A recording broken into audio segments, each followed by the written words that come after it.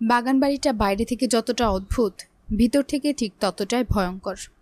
পুরো বাড়িটায় কালো রঙের মোড়ানো। সদর দরজা পেরিয়ে ভিতরে ঢুকতেই প্রথমে চোখে পড়ল গ্র্যান্ড লিভিং এরিয়া। বিশাল থাই গ্লাস গলিয়ে বাইরের ভিউ দেখা যায়, তবে গ্রেট ভিউ বলার মতো কিছুই নেই। কেবল গার্ডরা বন্দুক হাতে মৌমাছির মতো ঘুরে বেড়াচ্ছে। তাদের শশব্যস্ত চাহনিতে এলিজাবেথ ভয়ে ফাঁকা ঢুক গিলল। ভাগ্যবশত থাই গ্লাসের কারণে তারা ভিতরের কিছুই দেখতে পায় না। ডুপ্লেক্স এই বাগানবাড়ির নিচতলায় রয়েছে 4টি রুম, কিন্তু উপরের পুরো তালাটা দখল করে আছে একটি মাত্র রুম। বাগানবাড়ির উপরে একমাত্র কক্ষটি রিচার্ডের ব্যক্তিগত সাম্রাজ্য। কেউ সেখানে প্রবেশ করতে পারে না। এলিজাবেথ রিচার্ডের কাঁধে ঝুলে থাকলেও চারপাশটা ঝাপসা চোখে দেখতে চেষ্টা করছিল। উল্টো অবস্থায় থাকা সত্ত্বেও বুঝতে পারছিল কালো ছাড়া এই বাড়িতে অন্য রঙের অস্তিত্ব নেই। পুরো পরিবেশটায় এক ভুতুড়ে নিঃশব্দে মোড়া। রিচার্ড কালো টাইলসের সিঁড়িতে লম্বা লম্বা পা ফেলে উপরের দিকে এগিয়ে চলল। প্রতিটি কদমে এলিজাবেথের বুকের ভেতরটা শুকিয়ে আসছিল। সংকীর্ণতায় ভরা মনের কোণ ধীরে ধীরে এক ভয়াবহ ছায়ার নিচে ডুবে যাচ্ছিল। রুমে পৌঁছে দরজা পেরিয়ে রিচার্ড এলিজাবেথকে কাঁধ থেকে ছুঁড়ে ফেলে দিল বিছানায়, যেন এতক্ষণে কোনো ঘৃণ্য বোঝা বয়ে এনেছে। বিছানাটা তুলতুলে হওয়ায় এলিজাবেথের কোনো আঘাত লাগলো না, কিন্তু এলিজাবেথের ভিতরটা তছনছ হয়ে যাচ্ছিল ভয়ে। রুমটা দেখে এলিজাবেথের চোখ বিস্ফারিত হয়ে গেল। এত বড় আয়তকার কক্ষ ও আগে কখনো দেখেনি। লিভিং এরিয়ার চেয়েও বিস্তৃত জায়গা নিয়ে দাঁড়িয়ে আছে এই প্রাসাদ্যময় ঘর। বিশালতা স্পর্শে মুড়া সুবিশাল বিছানাটার কালো চাদরে। দেওয়ালের একপাশে 3D ড্রাগনের পেন্টিং, যা দেখে মনে হচ্ছিল ড্রাগনটি জীবিত হয়ে উঠে আসতে চাইছে। পেন্টিংয়ে ড্রাগনের চোখে অগ্নিশিখার ঝলক, আর কর্কশ গলার আওয়াজ কক্ষের ভারী নীরবতাকে আরও গাঢ় করে তুলছিল। এলিজাবেথের চোখ রিচার্ডের ডান হাতে আটকাল। রিচার্ডের হাতেও ড্রাগনের ট্যাটু। বুক শুকিয়ে গেল এলিজাবেথের। এতক্ষণ নিজেকে শক্ত রাখার চেষ্টা করলেও আর পারল না। ঠোঁট কেঁপে উঠে কান্না ছাপিয়ে বেরিয়ে এলো। রিচার্ড এলিজাবেথকে দেখে মুচকি হাসল, ঠোঁটের কোণে পৈশাসিক আনন্দ।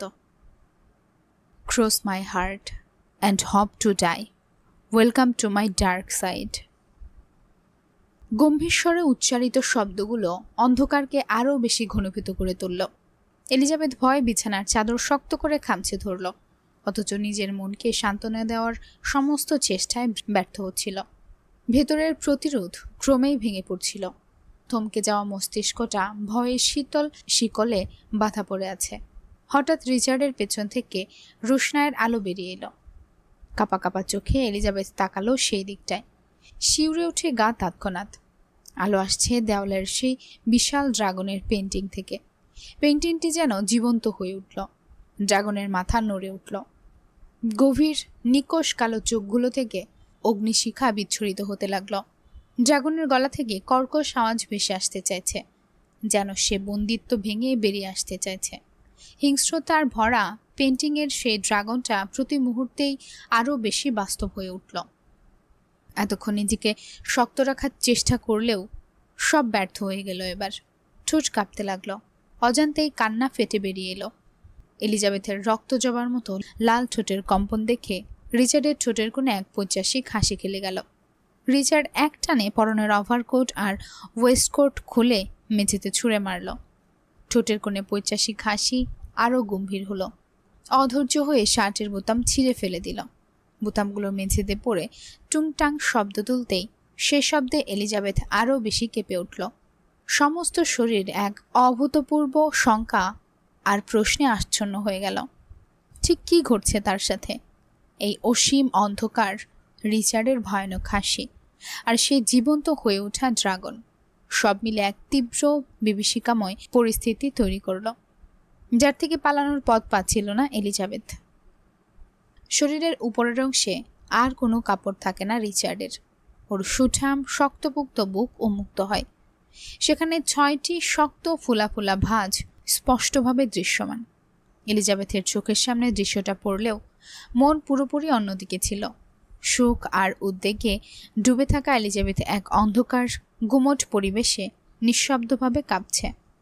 ঘন নিঃশ্বাসের শব্দ কক্ষের ভারী নীরবতাকে ভেদ করছিল।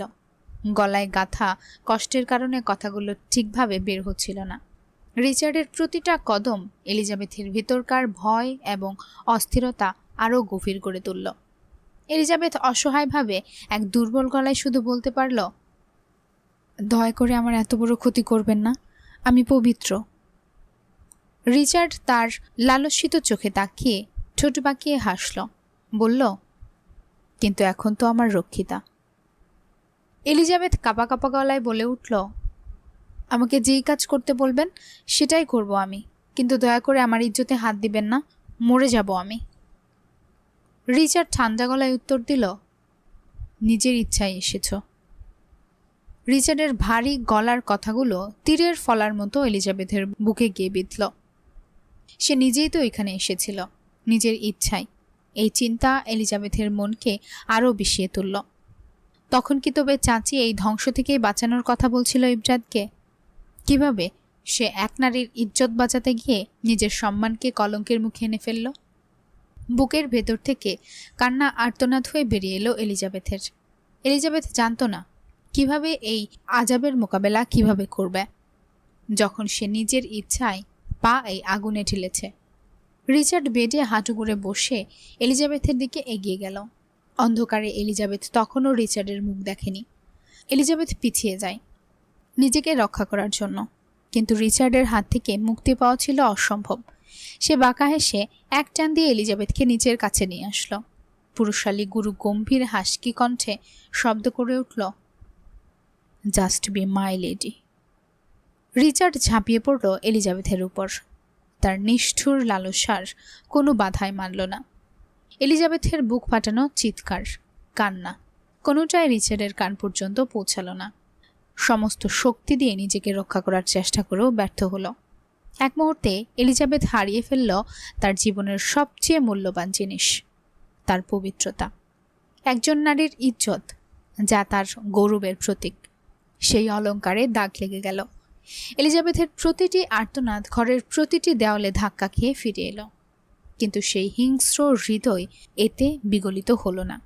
নেতিয়ে পড়া এলিজাবেথের শরীরে আর কোনো প্রতিরোধী করতে পারল না। ওর শরীর অবশ, মন ভেঙে চুরমার, চোখ দিয়ে শুধু নোনা জল গড়িয়ে পড়ল। এলিজাবেথ অনুভব করল এই ঘরে কেবল ওর দেহ ছিল, ওর আত্মা বহু দূরে পালিয়ে গেছে। সেখানে এই দুঃস্বপ্ন আর তাকে ছুতে পারবে না। বিষাক্ত অমানবিক এক রাতের শেষে অবশেষে ঘরে ঢুকল সূর্যের আলো, কিন্তু সেই আলো কোনো নতুন দিনের আশাব্যঞ্জন আভা নিয়ে আসেনি, বরং তা নিঃসঙ্গভাবে উন্মোচিত হয়ে গেল বিছানা জুড়ে ছড়িয়ে থাকা এক দুঃস্বপ্নের ধ্বংসাবশেষ। রিচার্ডের হাত থেকে ঘটে যাওয়া নিঃসীম বর্বরতার ভার সহ্য করতে না পেরে শেষ রাতের জ্ঞান হারিয়েছিল এলিজাবেথ। তার নিঃসহায় দেহ একরকম ছিন্ন বিচ্ছিন্ন হয়েছিল। এক হিংস্র ৩০ বছরের ক্ষুধার্ত বাঘের মতো ছুটে এসেছিল রিচার্ড, এবং তার লালসার নির্মম শিকারে পরিণত হয়েছিল এলিজাবেথ। ফোনের রিংটনে ধীরে ধীরে ঘুম ভাঙে রিচার্ডের। বহুদিন পর একরাশ ক্লান্তির মধ্যে পাওয়া শান্তির ঘুমের পর চোখ মেলতেই মাথা ভারী লাগে, চোখে টান টান অবসাদ। ফোন হাত চেপায়, নাম্বারে ভেসে ওঠে ন্যাশো। কল কেটে গেছে ইতোমধ্যেই, কারণ রিচার্ডকে একাধিকবার কল করার নিয়ম নেই। পরক্ষণে আসে একটাই বার্তা, আর্জেন্ট। মেসেজ পড়ে উঠে বসতে চায় রিচার্ড, কিন্তু হঠাৎই অনুভব করে তার হাতের উপর ভারী কিছু পড়ে আছে। কপালে জমে ভাঁজ। কমফোর্টার সরিয়ে দেখল এলিজাবেথ। জ্ঞানহীন দেহ রিচার্ডের হাতে ঝুলে নিঃশব্দে লেপ্টে আছে তার বুক জুড়ে। বিশাল দেহের তুলনায় মেয়েটিকে পিঁপড়ের মতো ক্ষীণ লাগে। এই অবস্থায় সহজে আড়াল করা যায় তাকে। দুই হাতে তুলে ধরতেই যেন গায়েব হয়ে যাবে। রিচার্ড কিছুক্ষণ তাকিয়ে থাকে এলিজাবেথের দিকে। স্নিগ্ধ মুখ, কিন্তু তাতে স্পষ্ট ক্লান্তি, যন্ত্রণা আর সুখের ছায়া। গালের শুকনো অশ্রু, গলার কালচে দাগ, আর নিচে ছড়িয়ে থাকা রক্ত জমার চিহ্ন, সব মিলিয়ে এক ভয়ালো রাতের সাক্ষী। তবুও রিচার্ডের হৃদয়ে এক ফোঁটাও মায়ার স্থান হয় না। চোখে বিরক্তির রেখা ফুটে ওঠে। এলিজাবেথকে ঠেলে সরিয়ে দেয় পাশের দিকে। তারপর নির্লিপ্তভাবে কোমরে টাওয়াল পেঁচিয়ে শব্দহীনভাবে চলে যায় ওয়াশরুমে। ওয়াশরুমের আয়নার সামনে দাঁড়িয়ে নিজের প্রতিচ্ছবির চোখে গম্ভীর দৃষ্টিতে চেয়ে থাকে রিচার্ড। পিঠ আর কাঁধ ঘুরিয়ে দেখে নখের অসংখ্য আঁচড়, ঠিক যেন রাতের উন্মত্ত আগুনের ছাপ। এক একটা দাগ যেন এক একটা যুদ্ধ জয়। কিছুক্ষণ স্তব্ধ থেকে নিজের ভেতরের অন্ধকারের মুখোমুখি হয় সে। ফ্যাসেটের দুপাশে শক্ত করে হাত রেখে আয়নার দিকে তাকিয়ে থাকে। এভাবেই চোখ ধীরে ধীরে রক্তিম হয়ে ওঠে। ক্রোধের নিঃশব্দ আগুনে জ্বলতে থাকে রিচার্ড। দাঁতে দাঁত চেপে চোয়াল শক্ত করে ঠেলে দেয় সমস্ত সক্ষমতাকে। হঠাৎ এক ঝটকায় ঘুষি মারে আয়নায়। কাঁচ চূর্ণ বিচীর্ণ হয়ে ছিটকে পড়ে মেঝেতে। হাত কেটে রক্ত গড়িয়ে পড়ে ফোঁটায় ফোঁটায়, নীরব এক প্রবাহের মতো। তবু রিচার্ডের চোখে নেই অনুশোচনার এক সত্যিও ছায়া। রিচার্ডের কাছে রক্ত মানেই বাস্তবতা। তাদের দিন শুরু হয় রক্তে, রাত শেষ হয় সেই রক্ত মুছে। নির্লিপ্ত এক নিষ্ঠুরতা তার সমস্ত সত্তার ছায়া হয়ে দাঁড়িয়ে থাকে, ঠিক আয়নার অপর প্রান্তে। একেবারে রেডি হয়ে নিচে নামল রিচার্ড। লুকাস ন্যাশ অপেক্ষা করছিল লিভিং রুমে তার জন্য। সকাল সকাল রিচার্ডের ভেজা চুল দেখে তাদের চোখ সপ্তম আকাশে। তেষ্টা নজরে দেখল একজন আরেকজনকে। টিভিতে নিউজ চলছে। Breaking news. তথ্যমন্ত্রী আনিসুল হকের ব্যক্তিগত সহকারী পিএল লাশ পাওয়া যায় আজ সকালে। যদিও লাশটি পাওয়া গেলেও মাথাটি এখনও নিখোঁজ। একটি কালো কফিনে ফুল দিয়ে সাজানো লাশ সরাসরি তথ্যমন্ত্রীর বাসভবনে পাঠানো হয়েছে। পাশাপাশি গতকাল রাতে দীর্ঘ 6 বছর পর স্নাতক ডিগ্রি অর্জন করে দেশে ফিরেছিল তথ্যমন্ত্রীর একমাত্র ছেলে সাদমান হক। তবে মা বাবা সন্ধিনে আর ফেরা হয়নি সালমানের। বিমানবন্দর থেকে সাদমানকে গতকাল রাতে অপহরণ করা হয়। ছেলের অপহরণের খবর শুনে হার্ট অ্যাটাকে আক্রান্ত হয় আনিসুল হকের স্ত্রী। বর্তমানে তিনি আইসিইউতে চিকিৎসাধীন। ধারণা করা হচ্ছে এটি একটি রাজনৈতিক প্রতিহিংসা থেকে পরিকল্পিতভাবে করা হয়েছে। কেসটির তদন্তের দায়িত্ব দেওয়া হয়েছে সিআইডি অফিসার প্রেম আহসানের নেতৃত্বাধীন 4 সদস্যের একটি বিশেষ দলকে। আইনশৃঙ্খলা বাহিনী দ্রুতই অপরাধীদের শনাক্ত করার ব্যাপারে আশাবাদী। কড়া ফ্লেভারের ব্ল্যাক কফিতে চুমুক বসিয়ে রাজকীয় ভঙ্গিতে সোফার পায়ের উপর পা তুলে বসে নিউজটি দেখল রিচার্ড। অপোজিটে লুকাস আর ন্যাশো বসা। তাদের ঠোঁটের কোণে রিচার্ডের মতো বাঁকা হাসি। লুকাস নিষ্পিস করছে কিছু বলার জন্য। তা লক্ষ্য করল রিচার্ড। বিউ ডিরেক্টলিওস। কিছু বলতে চাও? শুকনো ঢুক গিলে মাথা তুলল লুকাস। বস, আমি বাংলা এখন খুব ভালো বলতে পারি। নিচের ঠোঁটের উপর ঠোঁট ঠেলে উঠিয়ে ভ্রু নাচাতে নাচাতে ন্যাশোর দিকে তাকিয়ে বলল Richard. Nasho is a good trainer. স্মিত হেসে মাথা নিচু করে ফেলল ন্যাশো। লুকাস তখনও হাত চুলকাচ্ছে। রিচার্ড আবারও বলল, কি বলতে চাও? গলা খাসকি দিয়ে নিল লুকাস। ভুনিদাহীন বলল, বস, ওই মেয়েটাকে পাচার করে দিবেন না? মানে মেয়েটা কিন্তু আগুন সুন্দরী, দাম আসবে খুব। মেয়েটার সবকিছুই কেমন অদ্ভুত। ন্যাশোর কথায় চোখ বুজে মৃদু উপর নিচ মাথা ঝাঁকালো রিচার্ড। মেয়েটার পা থেকে মাথা পর্যন্ত পুরোটাই রহস্যে ঘেরা। বলছি কি বস, মেয়েটাকে রেখে দিলে হয় না? না মানে চেহারায় খুব মায়া মেয়েটার। লুকাস, তোমার সম্ভবত রিটায়ার নেওয়ার সময় হয়ে গিয়েছে। এই প্রফেশনে মায়ায় পড়লে চলে না। রিচার্ডের নিরেট ঠান্ডা গলায় চুপসে যায় লুকাস। সঙ্গে সঙ্গে বলল, সরি বস। ফিমেল মেয়েদের অ্যারেঞ্জ করতে বলেছিলাম, করা হয়েছে? ওপর নিচ মাথা নাড়াই ন্যাশো। জি বস। অ্যাক্সেসরিজ অল ডান বস। আজ থেকে ভিতরে মেল গার্ডদের আসা নিষেধ। বাইরের সিকিউরিটি আরও বাড়িয়ে দেওয়া হোক। বলে উঠে দাঁড়ায় রিচার্ড। কাল থেকে প্রতি পদে পদে অবাক হচ্ছে ন্যাশো লুকাস। তবে ভিতরের কথা বাইরে আনার দুঃসাহস তাদের নেই। নিশ্চুপ পিছু পিছু যেতে থাকে রিচার্ডের। ন্যাশো ড্রাইভিং সিটে বসে জিজ্ঞেস করল, বস কোথায় যাবেন? রিচার্ড বেস্ট পকেট থেকে কলম বের করে একটা ফাইলে সই করতে করতে তুষ্ট হেসে বলল, অফিসে চলো, গেস্ট আসবে, নিজে দাঁড়িয়ে থেকে হোস্ট করব তাদের। রিচার্ডের 10 কথার মধ্যে খুব কম কথার মানেই বুঝতে পারে তারা। বরাবরের মতো এবারও ব্যর্থ রিচার্ডের কথার আড়ালে থাকা রহস্য ভেদ করতে। চোখ গোল করে গরম শ্বাস ফেলে ড্রাইভ করতে থাকে ন্যাস্য। গাড়ি চলছে তার নিজ গতিতে। মাত্রই আনিসুল হকের বাসভবন থেকে ফিরল সিআইডি অফিসার প্রেম আর তার 3 সহকর্মী। তাদের প্রতিটি কাজেই রয়েছে শতভাগ সাফল্য। এই 4 সদস্যের টিমের লিডার হলো প্রেম আহসান। পুরো টিম সে একাই লিড করে। 26 বছর বয়সে ইতোমধ্যে নিজের দুঃসাহসের জন্য 2বার অ্যাওয়ার্ড পেয়েছে। 5 ফিট 10 ইঞ্চির প্রেমের খোঁচা খোঁচা দাড়ি যুক্ত চেহারায় সবসময় দেখা যায় হাসির ঝলকানি। গাড়ি চালাচ্ছে অফিসার মাহাব। প্রেম প্যাসেঞ্জার সিটে গায়ে চোখ বুজে নিজের মতো করে কেসটা সাজাচ্ছে মস্তিষ্কে। মাহাব ড্রাইভ করতে করতে বলল, স্যার, গোপন সূত্রে জানা গিয়েছে কাল যখন মন্ত্রী ছেলে অপহরণ হয় ঠিক তার আগে ফ্লাইটে সেই ইটালিয়ান গ্যাংস্টার দেশে এসেছে তার 2 বডিগার্ড নিয়ে।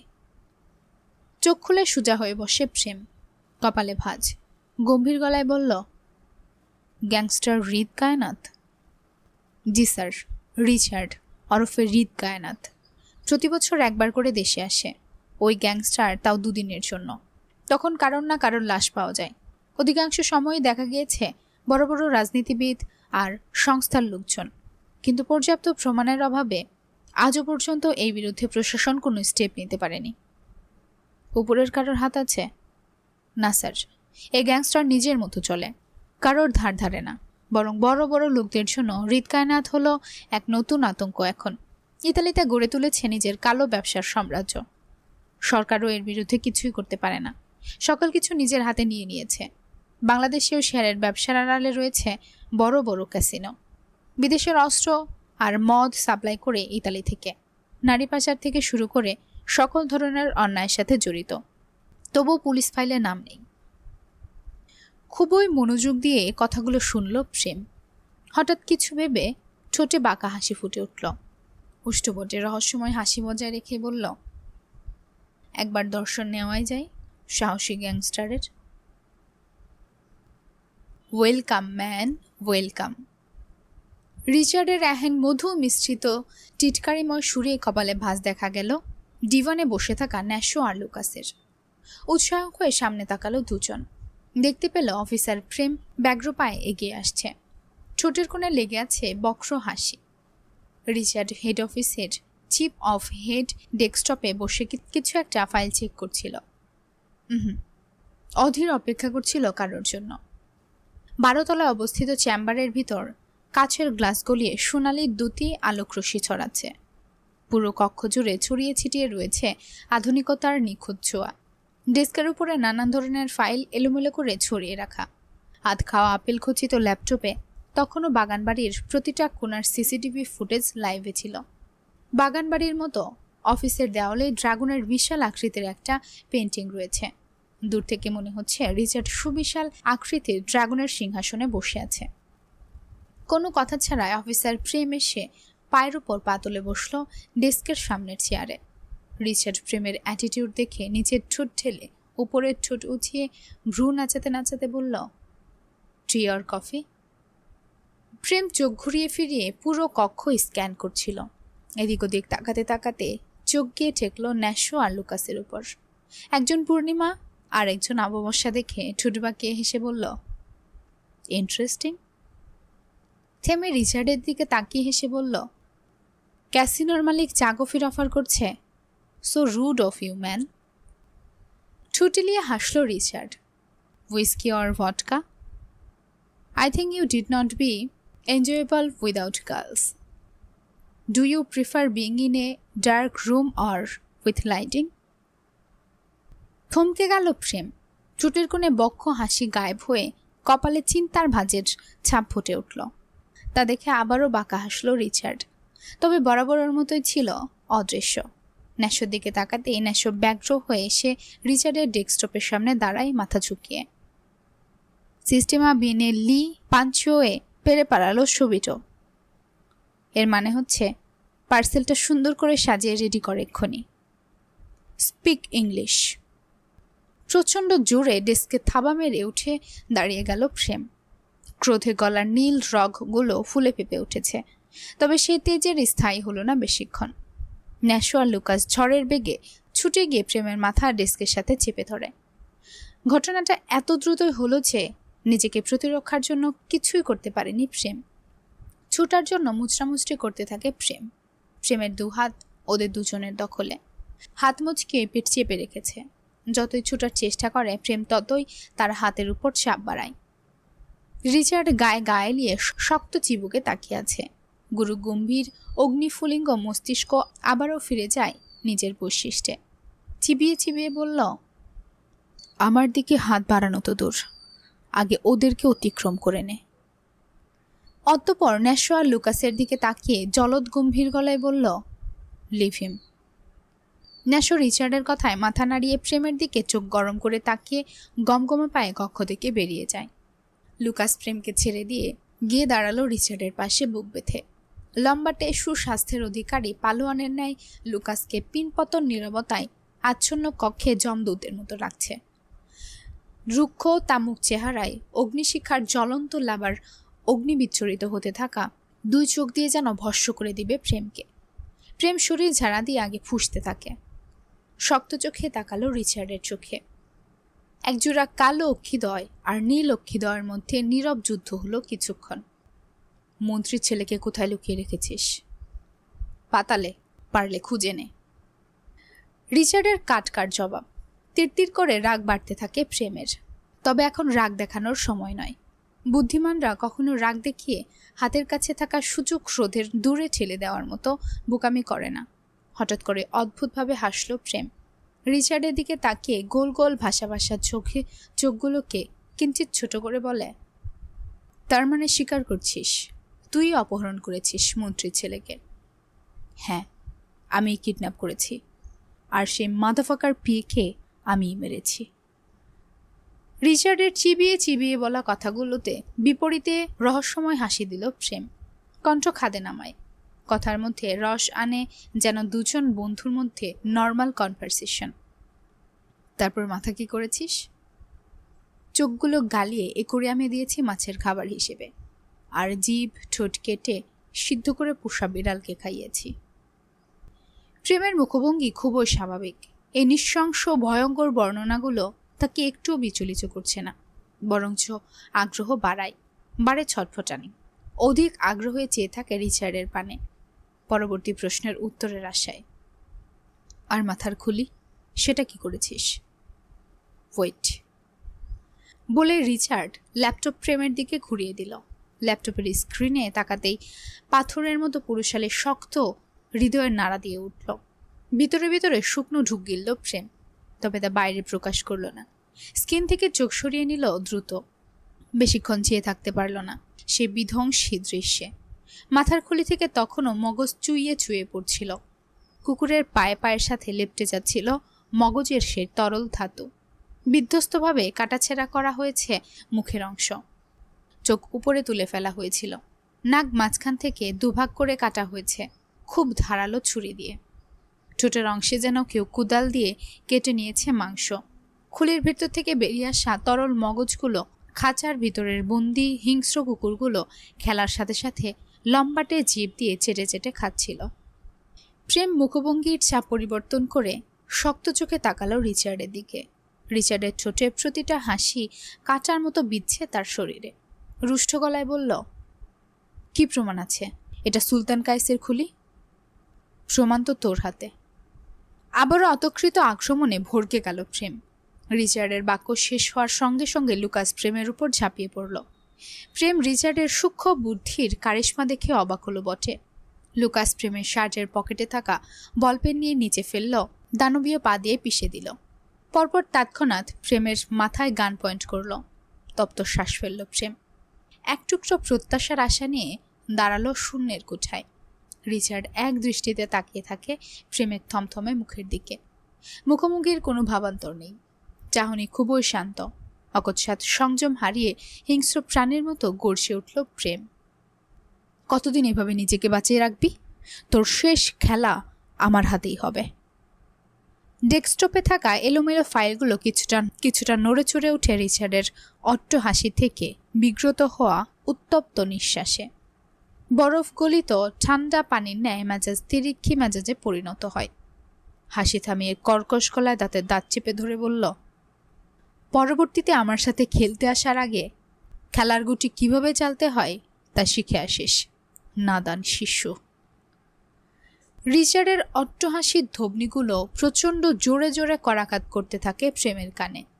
মস্তিষ্ক, নিউরন, শ্রবণ ইন্দ্রিয়া ঝাঁঝরা করে দিচ্ছে রিচার্ডের।